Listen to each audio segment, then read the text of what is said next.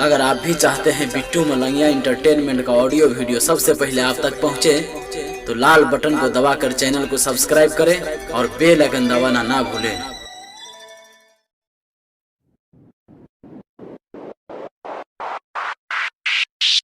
DJ Sonu Raj देखतिया प्रेम से बोले सूरज भगवान की।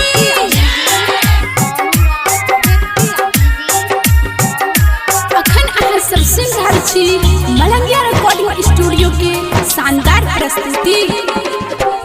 अब छठी घाट हम है माँ, अब छठी घाट हम है माँ, सुनलिया रजी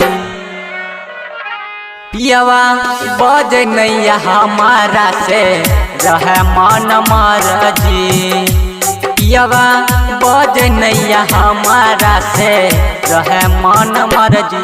अब छठी घाट हम है माँ, अब छठी घाट हम है माँ, सुनलिया रजी पियवा बज नैया हमारा से रह मन मरजी, पियवा बज नैया हमारा से रह मन मरजी। डीजे सोनू राज देखतिया डीजे सोनू राज देखतिया presented by Bittu Malangiya entertainment. अखन अहाँ सब सुन रहल छी मलंगिया रिकॉर्डिंग स्टूडियो के शानदार प्रस्तुति। हमारा से बातचीत करे नैया है माँ, घर हमर बर्बाद से बचा लहे छठी माँ, बचा लहे छठी माँ। हमारा से बातचीत करे नैया है माँ, घर हमर बर्बाद से बचा लहे छठी माँ। कहे हम तोहर बनै छिया, कहे हम तोहर बनै छिया, सुनलिया रजी पियवा बज नैया हमारा से रह मन मरजी, पियवा बज नैया हमारा से रह मन मरजी। डीजे सोनू राज देखतिया डीजे सोनू राज देखतिया डीजे सोनू राज देखतिया। प्रेम से बोले सूरज भगवान की।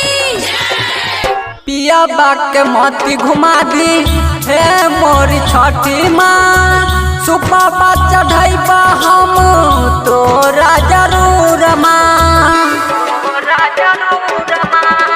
पियवा के मोती घुमा दी हे मोर छठी माँ, सुपवा चढ़ैबा हम तोरा है जरूर माँ। सुन हमर बात के ना, सुन हमर बात के ना, सुनलिया रजी पियवा बज नैया हमारा से रह मन मरजी, पियवा बज नैया हमारा से रह मन मरजी। डीजे सोनू राज देखतिया डीजे सोनू राज देखतिया डीजे सोनू राज देखतिया। अखन अहाँ सब सुन रहल छी मलंगिया रिकॉर्डिंग स्टूडियो के शानदार प्रस्तुति। चिंता से गलल जाइ छी हम है छठी माँ, राइटर पासवान के सुनलिया दुख माँ,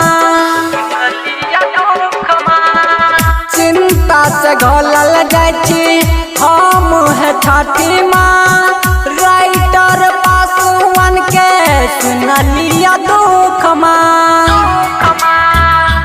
कमलेश पर दियो ध्यानमा, कमलेश पर दियो ध्यानमा, सुनलिया रजी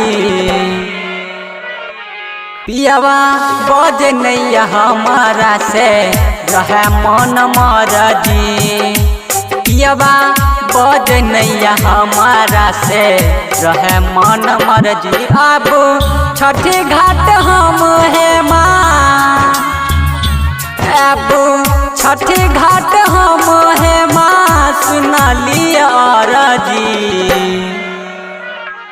पियवा बज नैया हमारा से रहे मन मर्जी।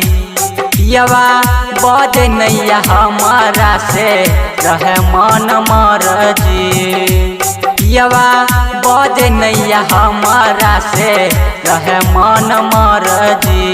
presented by Bittu Malangia Entertainment।